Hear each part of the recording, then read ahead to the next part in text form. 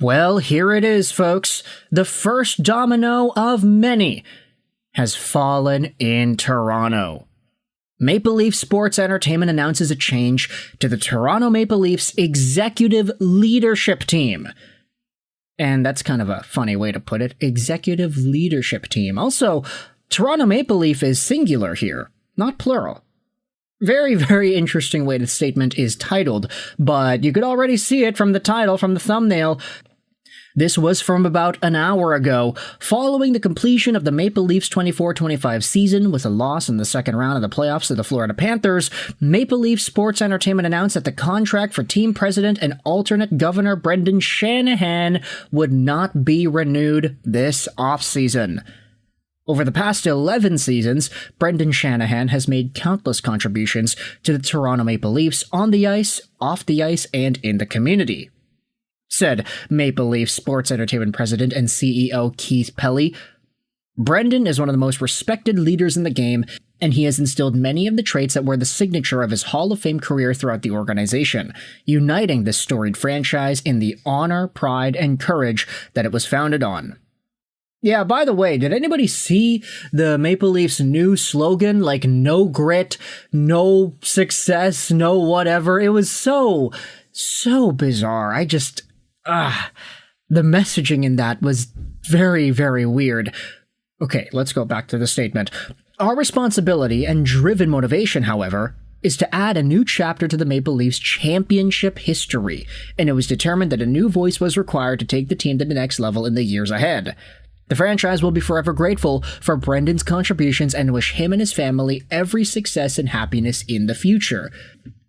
Brendan Shanahan was announced as Toronto Maple Leafs team president in April 2014, joining the team after serving in various roles as an executive with the National Hockey League, most recently as the director of player safety.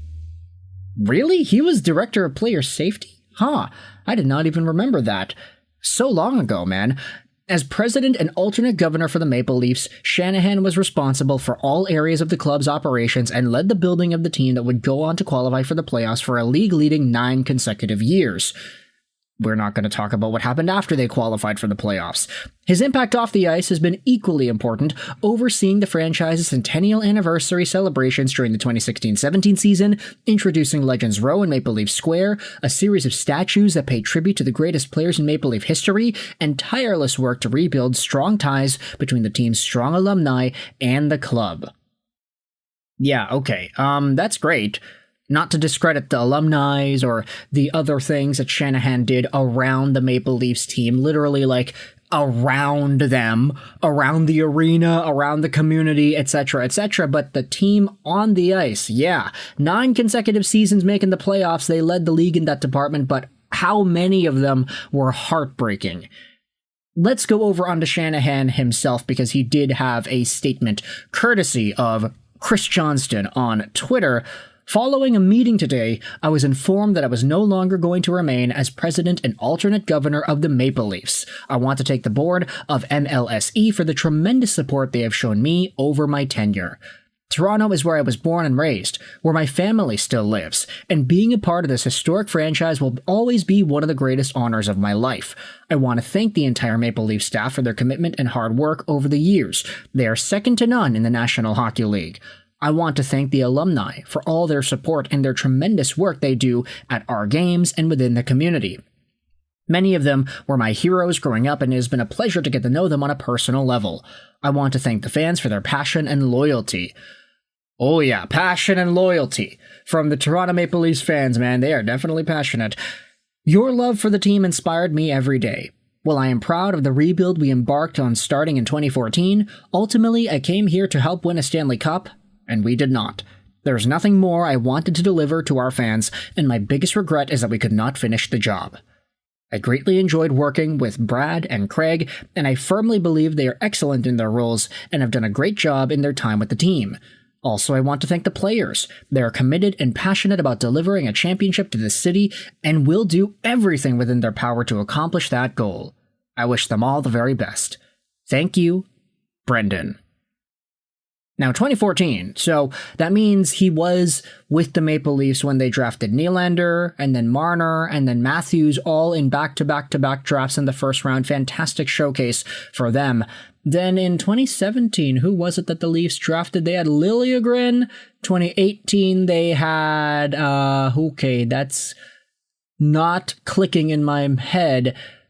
Yeah, I forgot. Okay, let's continue on here, because Shanahan saying that he wanted to win the cup with the Maple Leafs. That didn't happen. That was a very unfortunate way for his career to halt here with Toronto after all these years of being competitive and being so good in the regular season and then falling out in the postseason. Now we're going to see Shanahan probably take his talents over to the New York Islanders, because if we head over to some of the other stuff that has been written about here, this is an article on Pro Hockey Rumors. It's a good update as to everything that has been going on with the Maple Leafs. Let's take a look at this here. Shanahan should not be available for very long. Reports yesterday indicated that the Islanders have already been granted an interview with Shanahan for their top leadership position. So imagine that, eh? The Leafs have Lamoriello and Shanahan together, and then both of them find themselves in the Islanders organization sometime afterwards.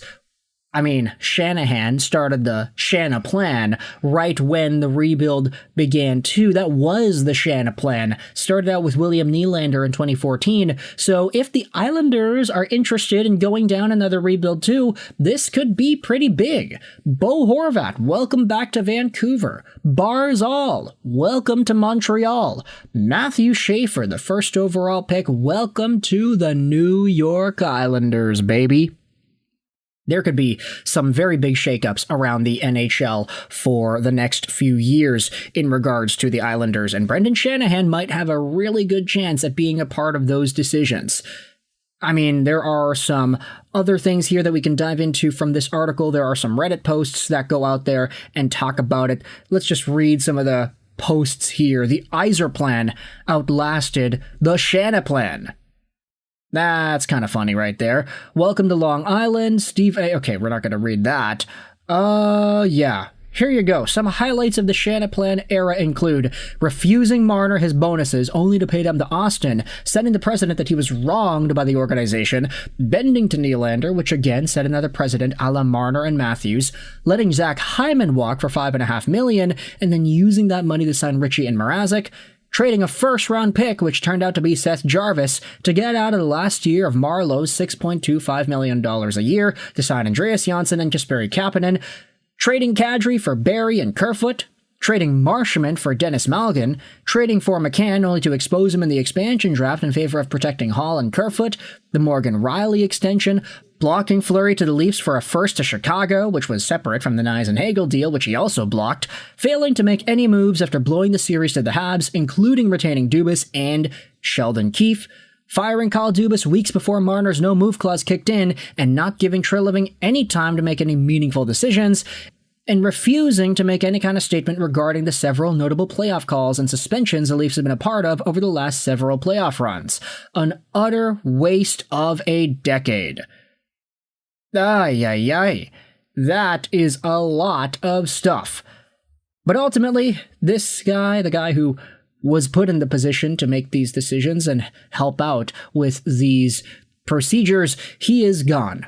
Brendan Shanahan is out of the Maple Leafs organization, everybody, and I want you to let me know your thoughts in the comment section below. What are your thoughts on the Shanaplan that was and the way things unfolded as time went on? I hope you enjoyed this video, and bye.